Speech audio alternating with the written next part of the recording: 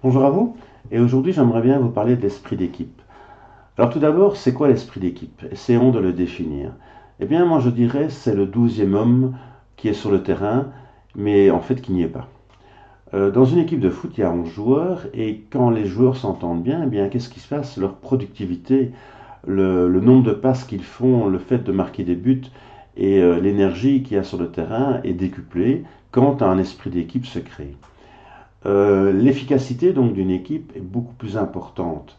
Et si on prend trois travailleurs qui simplement travaillent 8 heures par jour, eh bien si on a un bon esprit d'équipe, on aura un quatrième travailleur finalement. Mais ce quatrième travailleur, on ne va pas le payer. De plus, l'esprit d'équipe est très intéressant pour les gens qui sont au sein de l'équipe. Pourquoi? Parce qu'il y a une bonne ambiance et les gens adorent travailler en esprit d'équipe. Donc je pense qu'il y a deux bénéficiaires. Il y a d'un côté le travailleur parce que l'ambiance est meilleure, et deuxièmement le patron parce que il y a une plus grande productivité. Maintenant, comment développer cet esprit d'équipe? Et c'est là tout l'art, je pense, du manager. Je pense que le premier responsable de l'esprit d'équipe, c'est le manager.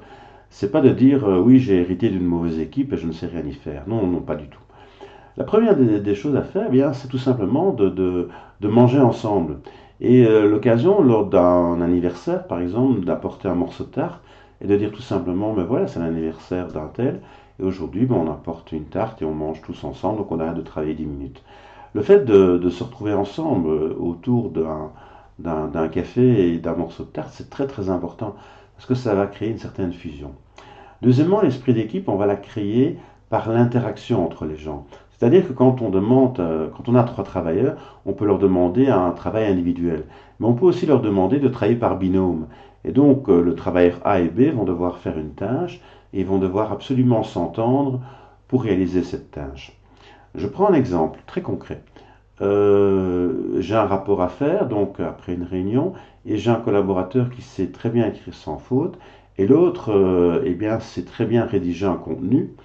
Malheureusement, celui qui sait écrire sans faute ne sait pas rédiger de contenu, et celui qui fait le contenu, évidemment, fait des grosses fautes d'orthographe. Si je demande individuellement à chacun de faire le rapport tous les 6 mois, et puis je change, eh bien, mon rapport sera les 6 premiers mois très bien fait au niveau du contenu, mais avec plein de fautes d'orthographe. Et les 6 mois suivants, euh, il y aura pas de faute d'orthographe, mais le contenu sera nul. Donc, moralité, pendant une année, j'ai un rapport qui ne sert absolument à rien en réunion. Par contre, si je dis aux deux personnes, voilà, vous travaillez ensemble toute l'année, bien sûr, et vous faites le contenu et l'autre corrige les fautes d'orthographe, eh bien, j'aurai un rapport exceptionnel.